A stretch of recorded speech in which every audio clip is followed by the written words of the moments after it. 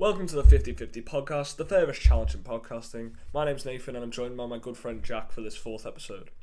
Good morning, everyone. I mean, it's actually afternoon with film. Yeah, it is afternoon. I've got a cup of tea. I love my cup of tea, and yeah, we're talking about our week 2 preview, and not preview our week score. 3 preview, but our scores from last week. Yeah, so should we jump right into it? So the midday kick-off was Everton Aston Villa. You went for 2-1 Villa. You got it correct. Yeah. You said it'd be a tight game. I said it'd be a tight game. It was one. I went for 1-0 Everton, but yeah, I feel like Villa probably deserved the last 10 minutes. So when we went 2-0 behind, we actually, when we attacked, I don't know how we didn't get an equaliser at the end of the game with the amount of blocks they made, the saves from Martinez. Like, it's when Gordon was out on the left, because I don't know why he didn't start Rondon Lampard.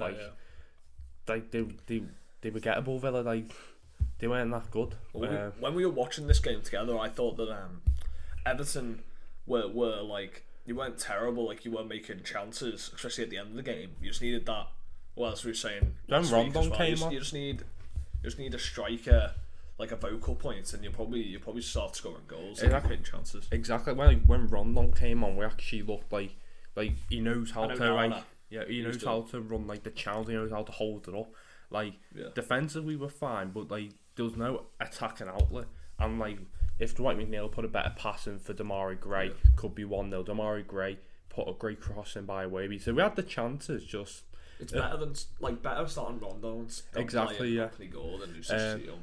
And it was better on out wide, which was shown. So what was our So you went for 2-1, so you got 2 points. I went for 1-0. So it's currently 2-1 right now, but we go into the next game, which was Wolves Fulham. Yeah, no. I thought Fulham were going to win because Wolves are quite stubborn, quite boring. And I thought Mitrovic keep up that form, but yeah. So you went for 1-1. Yeah, so I got the result correct. I mean, I got the draw right, but I didn't get the score. But yeah, I just thought it was going to be exactly how it went, just no goals in this one. Yeah, like I went for 1-0, I was thinking Fulham might nick it. Because I'm not a fan of Wolves, to be honest. But anyway, to the South Coast, Brighton Newcastle. Nick Pope apparently kept Newcastle in the game. He's great. He is a great shot stopping keeper, Nick Pope. Yeah, it's a fantastic sign. So we both went for draws. I went for 2-2. I thought it would be for goals action. You went for 1-1. Yeah, seems like we both knew again how the game was kind of going to go in terms of a draw, but we thought it was going to be a bit more exciting. Yeah. I was going to say this game was a standout result of the weekend, but it's probably second, and that's Arsenal-Leicester. It's a very standout performance, I'd say, from Arsenal. Very, they just look scary, man. Yeah, their attack is looking very good, especially with Jesus. I feel like this is definitely the most exciting Arsenal team, obviously. But what did we predict? So you predicted 2-0 Arsenal, I predicted 1-0 Arsenal. Yeah, I thought it was going to be a bit of a... I thought they were going to struggle a bit in this game. I don't know why. Like, their attack looked quite good against Palace, but I just thought it was going to be a bit more of a tough test. I thought Leicester, they have some players I thought they might be able to, but defensively they haven't been looking very good, so maybe I should have predicted a higher score. Maybe. Yeah, on paper they look good, Leicester, but it's, as in last episode, I just don't rate Brendan Rodgers that highly. So what's the score at the moment then? So we both, I think it's currently... I don't reckon we just do that after we do all stuff. Yeah, but I think it's currently like 4-2 right now, I think. Yeah. But yeah, Arsenal just look... 4-3 actually. They just look unbelievable, with they just look like Pep's rebirth team. The way they play, Jesus' goals were phenomenal. And there seems to be a real good feel factor at Arsenal at the moment. People put them like title contenders, but I'm not sure yet. But it's the top 4 race is going to be very interesting. Yeah, they're doing very well, and you can tell that Arteta is starting to get his style embedded into them. And with Jesus coming from City, it's easy to see that they could have a really good season. It just goes back to why did City let him go when he's like this phenomenal? It's weird, isn't it? Yeah. But anyway, we always knew Jesus was good though. Exactly. To back him. Anyway, from former citizen Jesus to Man City, they won 4-0 against Bournemouth. You got that correct. I went for 5-0. Aaron Haaland let me down the fantasy. I triple captained him. He only touched the ball 8 times. He did get an assist. But yeah, just that De Bruyne goal was. Did you see it? Yeah, it was filthy finish. Fantastic. Kevin De Bruyne, what a player! Gundogan's goal was also quite good. the 1-2 with Haaland was quite good. Yeah. Haaland only had 8 touches in the game, but one of them was an assist. I was also hoping Haaland would score because he's also in my fantasy, but maybe it's for the best now that he had him as triple captain. They look sharp, though. Say they look ready. They just look. Yeah, very strange. They're on a roll. After the game, Community Shield game, I thought they were going to have a slower start to the season because they didn't look up to it. Yeah. But it seems like the opposite effect has happened. Very strange. They only had like 2 pre-season games though. Yeah. But anyway, Southampton Leeds. I said this could be an early 6-point. It looked like Leeds were going to win it quite comfortably, 2-0 up with Rodrigo. He's having a great start to the season. Yeah, he's a top goal scorer in the Prem. I think 3 goals and 2. Wow. You went for a 2-1 Southampton win. I went for a 1-1 draw. I was close. Joe Rebo, first ever Nigerian to score for Southampton. Interesting fact. Yeah, so I got 1 point for that, you got 0. And here's the game of the weekend. Manchester United got battered 4-0 by Brentford. It just sums up United, doesn't it? It's a poor start for Eric Ten Hag, but he's finding out these players who let Ollie down, who let Rangnick down. They're just abysmal. United are so poor. I feel like it's just the style of, or like what their players' attitudes are and just their ethic. And I think that's what lets them down. To be honest, I don't think it's Ten Hag or anything like that. I feel like it's just the players who are the main problem when it comes to the results. So many mistakes. So like the first goal, what was De Gea doing? And it's like Ronaldo lost it and was looking for a foul. Second goal, what was the second? The second goal was, what was it? The corner. Second goal was. No, it was De Gea. It's when De Gea trying to play it out. Eriksen, Eriksen, and then Eriksen lost the ball. ball. Just go long. Could they try to do that with Maguire to Eriksen? Eriksen lost it. Third goal, the corner, Ben Mees marking the smallest player on the pitch and then the fourth one, Luke Shaw. I don't know where the defence was, and Luke Shaw couldn't keep up. Yeah, Luke Shaw looked so unfit.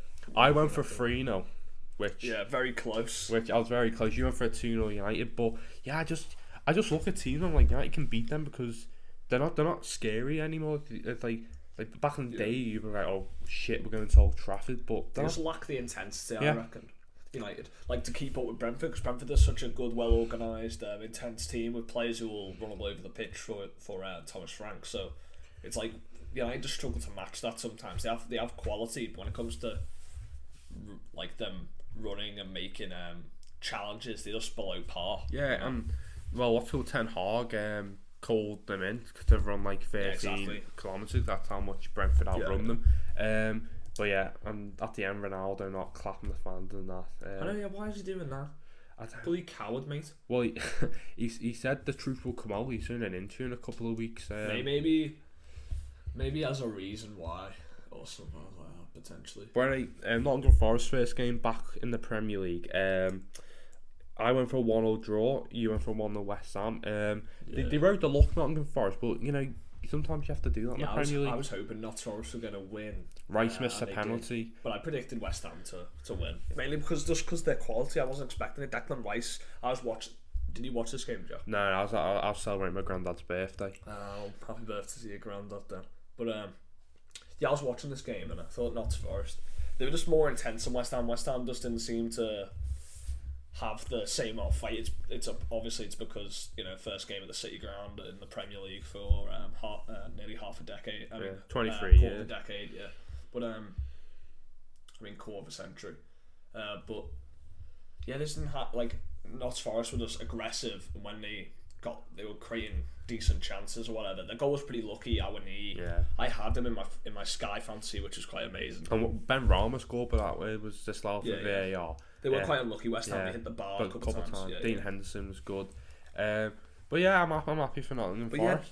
Yeah, someone who didn't impress me in that game was Declan Rice. I thought he had a pretty poor game from his normal standards, and I feel like if West Ham don't if West Ham have a bit of a down year this year, they might not get into Europe like they have the last couple of years. I'm not sure. Well, they got the Europa qualifiers on Wednesday night, I think. Yeah. Do you know who they're playing? Nah, God knows. Yeah, it's probably some Uzbekistani. But anyway, what a game Chelsea Tottenham was. That game had everything. That game symbolises the Premier League. It's fitting because it's the 30th anniversary of the Premier League, and the game I do. I loved it with Tuchel and Conte. Yeah.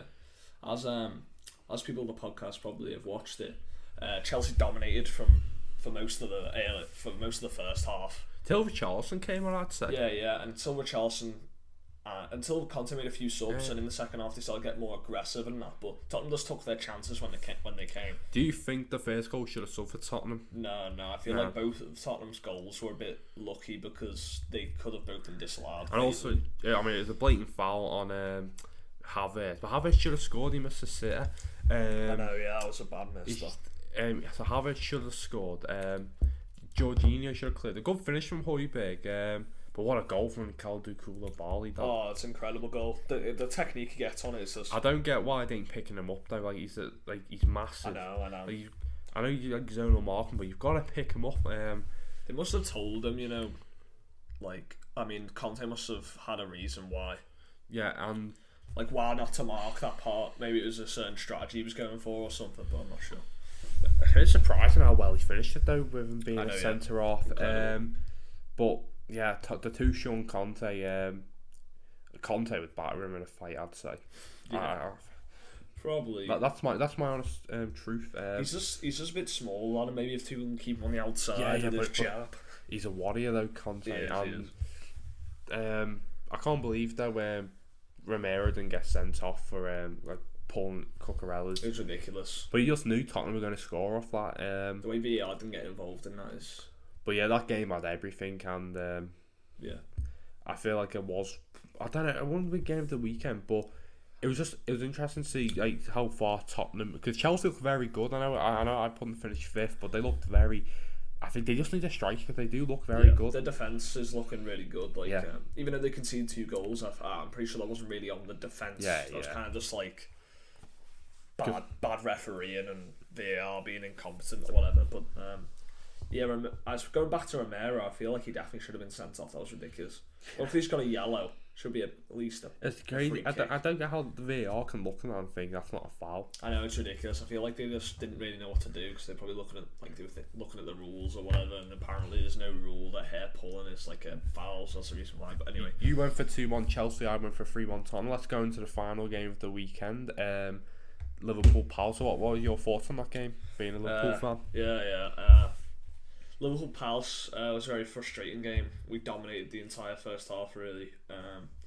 We really struggled to create really good chances inside the box, and it showed. It's like we whip balls in. To be honest, we struggled to even whip balls in this game for some reason. We just weren't creating good chances, but I think it was because of Crystal Palace's 5 at the back, and they were sitting narrow, and they made it really difficult for us to make chances around the box, and we kept giving away the ball.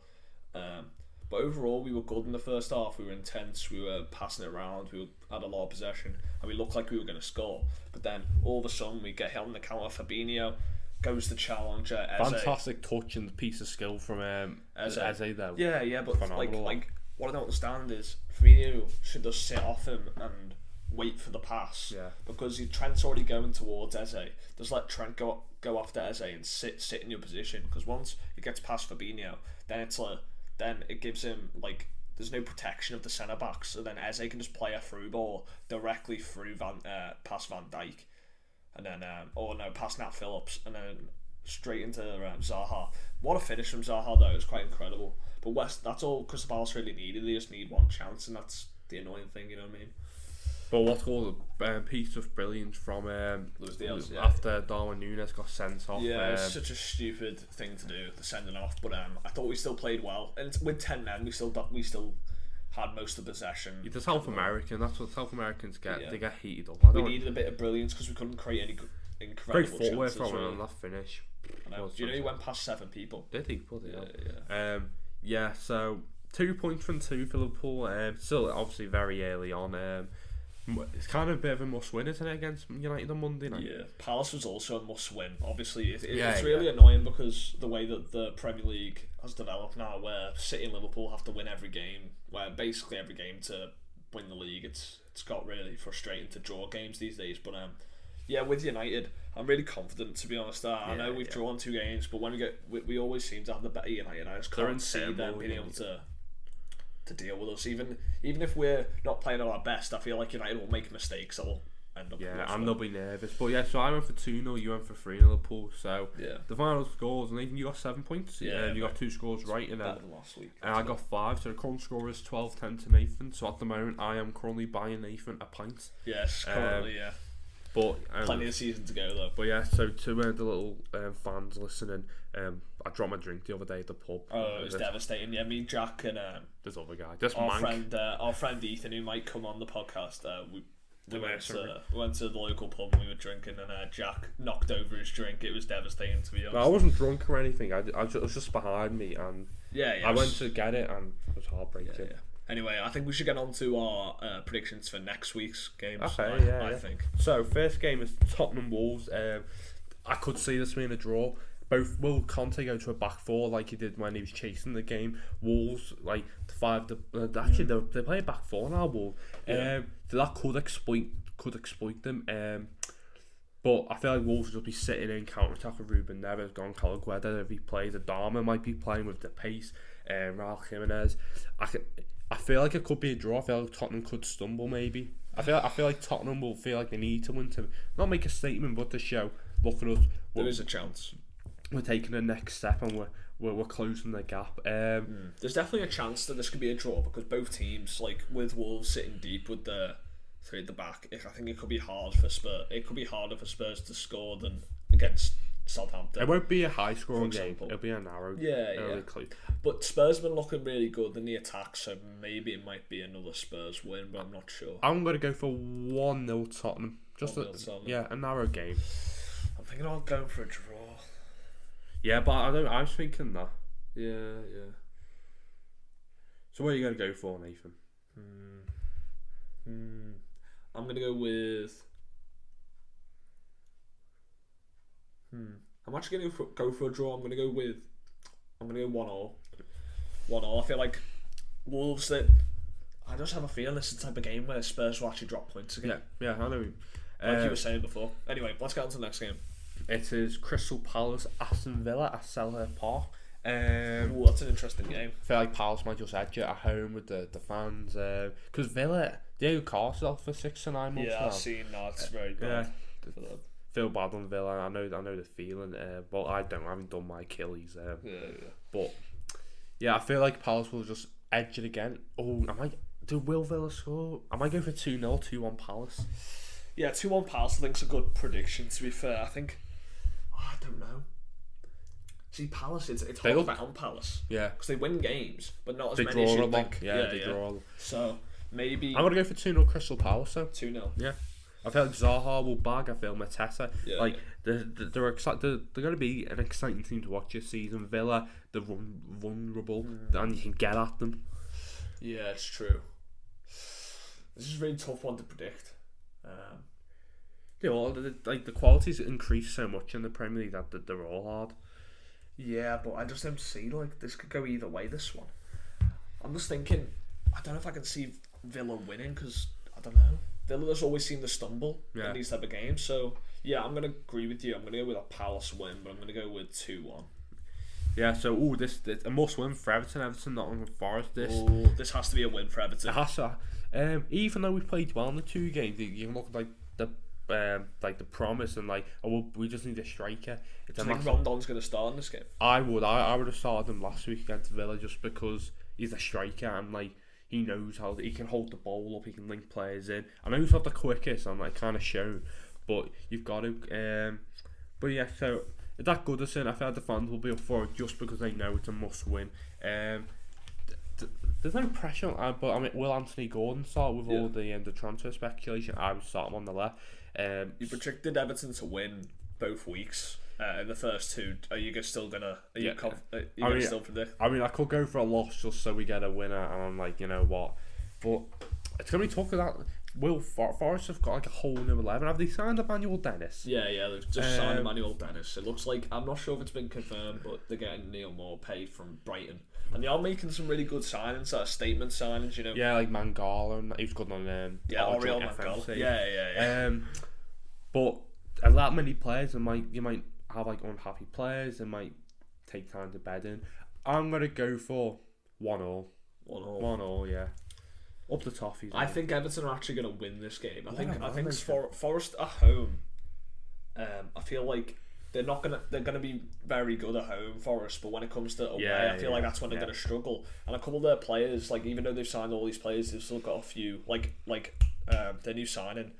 Nia Karte got injured in the home game, so they're not going to have him. I'm not sure who they're going to play in that back three. McKenna, maybe. Yeah, McKenna, yeah.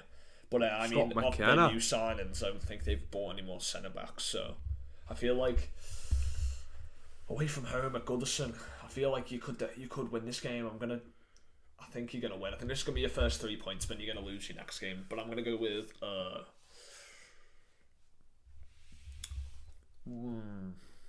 1-0. 1-0 Everton win. What a man, Nathan.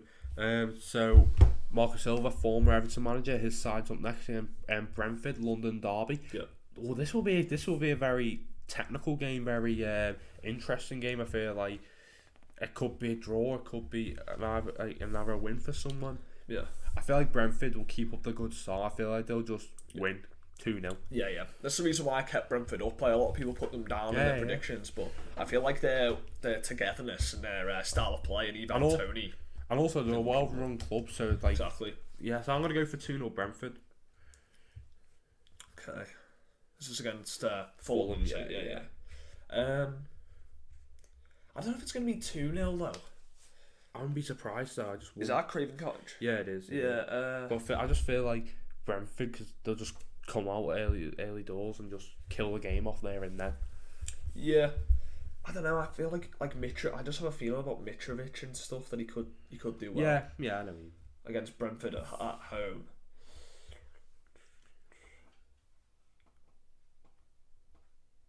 Yeah, Brentford to win is let me think. Yeah, I'm gonna go with. I'm actually gonna go with 1-0. Are they gonna draw their first 3 games? But that's a good start though for Fulham drawing the first 2-1 Brentford. 2-1 Brentford. Okay, yeah, okay. 2-1. Another must win, I'd say, for Leicester, because they've signed only a goalie. They've got Southampton at the King Power. I don't know. Once again, it could go. I think Leicester are going to win this one. I think it's time for them to win now against Southampton. Yeah, I feel like Southampton away from home, they're just an easy team to play against. I think Southampton might put up a fight though. Yeah, I feel like it could be 1-1, but I'm going to go for 2-0 Leicester. 2-0 Leicester. Yeah, because you've got Jamie Vardy, you've got Maddison, and you've got Thomas. Yeah. No, not Thomas. Justin. Tielemans. Will Tielemans say? I wonder. I don't know. Yeah, I know. It could come down to deadline day. I reckon that deal. I think you might hear some stuff about that. You know, when like on deadline day when it's like, oh, Arsenal are sniffing around Tielemans, get him late. Yeah, I'm gonna go for 2-0 Leicester. I just think at the King Power, Jamie Vardy will just bag. 3-1 Leicester. Okay. Bournemouth Arsenal. I feel like it's a must win for Arsenal, just because they started off the season well, and in the past they've slipped up a game like Bournemouth away, and I just feel like there's a good the mentality in Arsenal's very good. Like he's saying in all of nothing with Arteta when he lost to Nottingham Forest. He's like, I hate it when I lose in training. Yeah. But yeah, so I feel like Arsenal just. It could be 2-1 Arsenal. I think it'll be a close game with that Vitality Stadium. Yeah. Bournemouth. I know they got hammering last week against Man City. Yeah, but I feel like they'll be like, it's Arsenal, we can do these here. Yeah. So I just think Arsenal's quality was shiny, and 2-1. It's going to be a close game, 5:30 kickoff. With Arsenal, I feel like they look like they're trusting Arteta. All their players are confident in Arteta too, and they're playing, definitely playing his style now, and that's what you need to do. If you can see that in all of nothing. Like Kieran Tierney's he sees stuff that other people don't. Yeah. So what you got to go for? Yeah. I was just gonna say, to be successful, you do need to trust your manager's style. Okay. Anyway, do you think there's any chance that Bournemouth could win this? Yeah. I just feel like Arsenal, you can get at them. Yeah, definitely. Yeah. Well, that's like the mentality you see with the past. So if they win, it could be like. I think it's going to be another win for Arsenal. I'm going to go 2-0. Yeah, I do feel like Bournemouth. I feel like Dominic Solanke will get his first goal of the season. Do you reckon? But this is going to be an interesting game. Leeds United versus Chelsea at Ellen Road. So what do you think of that? See, I think this could be another game which could be a potential banana skin, even though Leeds are traditionally weak. Or they've been looking weak against Chelsea. I think I think this could be one where Chelsea actually do slip up. And I agree with you, because, like, okay, defence is solid midfielder, but they haven't got a striker. And if you haven't got a striker, where are you going to get the goals from? I know you've got Sterling. And that Leeds is ground. Leeds have been looking decent at the start of this season too. So I'm gonna go with a. I'm actually gonna go with a 2-2 draw maybe. Oh, yeah, I know you want to go for a lead to win. No, I'm gonna. Oh, I do actually. Yeah, go on. 2-1 Leeds. 2-1 Leeds. 2-1 Leeds. What am I going to go for, Nathan? I feel like. Do you know what I'm going to go for? 1-1. 1-1. Or 1-1, yeah, because you can always see Leeds scoring. Oh, do I go for 2-1 Leeds? Oh, see, these are the decisions you have to make. This is how seriously we take this score. Well, it's 12 at the moment. It's a marathon, not a sprint. So I'm going to go for 1. What did you go for? 2-1 Leeds? 2-1 Leeds, yeah. Okay. Another good. This will be. I feel like Brighton might get 3 wins from. No. I might they'll keep their unbeaten streak. They've got West Ham away at the London Stadium. Ooh. West Ham. They haven't looked. I know they probably should have got some against Forest against. Like I don't know. Sometimes Moyes' side start off slow. That was like the pattern at Everton in the second half of the season. Like they're going a mad like unbeaten streak. I feel like Brighton will actually no. Brighton are a solid team defensively. So are West Ham. 0-0. It'll be a tight game. Yeah. Dead. I think it's going to be a West Ham win here.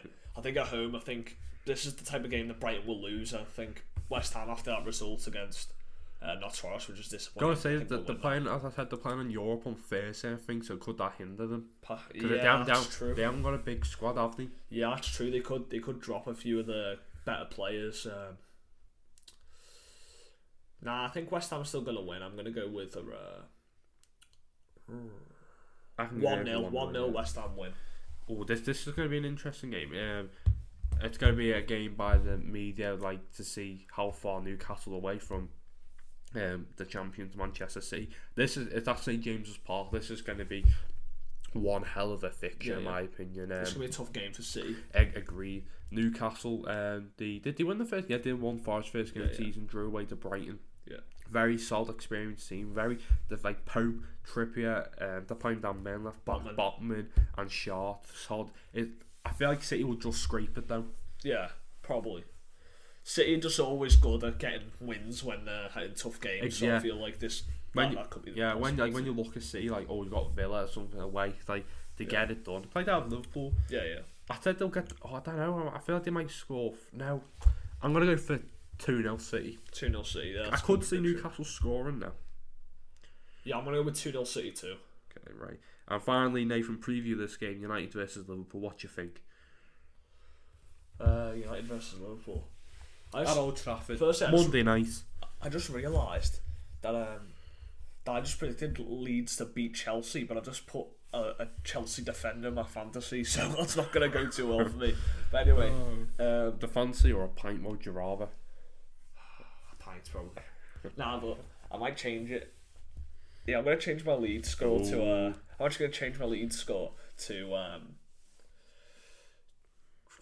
2-0 Chelsea. Oh yeah. Yeah.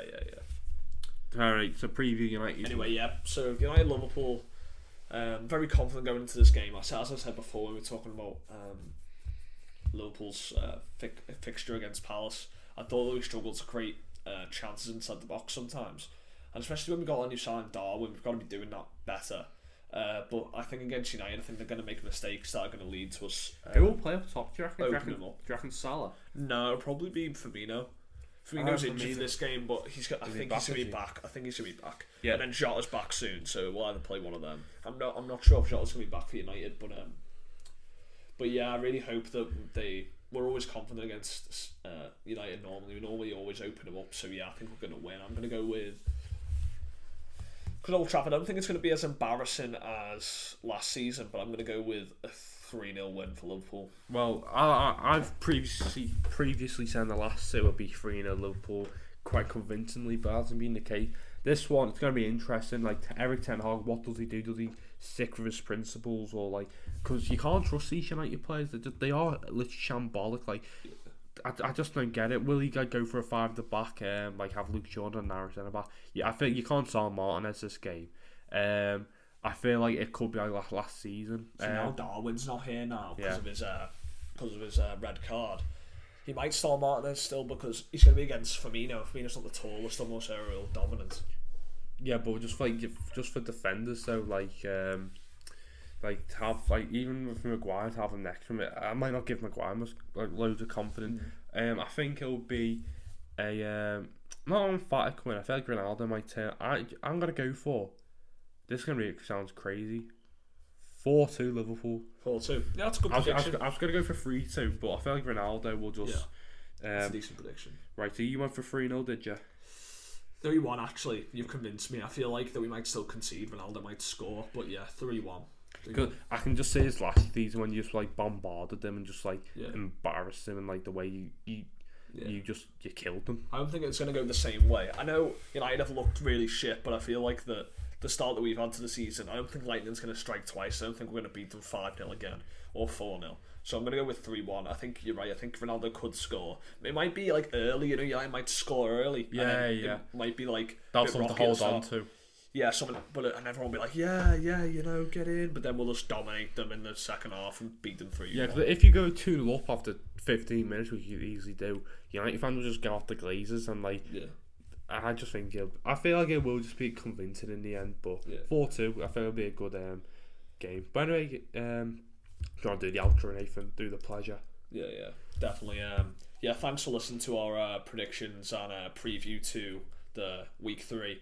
Hope you enjoy it. Make sure that if you're listening on any podcast channels, make sure you check out our YouTube channel, 50/50 Sport, and check out any other videos. We've got 30 years of the Prem coming out. We've also got top 10 strikers. So I'm the Ballon d'Or. Oh, and we're doing the Ballon d'Or as well. So yeah, this is Make sure you check out those as they're coming out later this week. And thanks for listening. I'm a humble person, but the content we provide, you have to listen. It's world class. So please, I'm begging, subscribe. Alright, I think Jack's taking a mate, just do it for Jack. He's like one of those, if you're looking at charity adverts, Jack's like one of those. You got to listen to the podcast, otherwise Jack will be very sad. So make sure you do that. Anyway, thanks for listening, and we'll see you in the next video.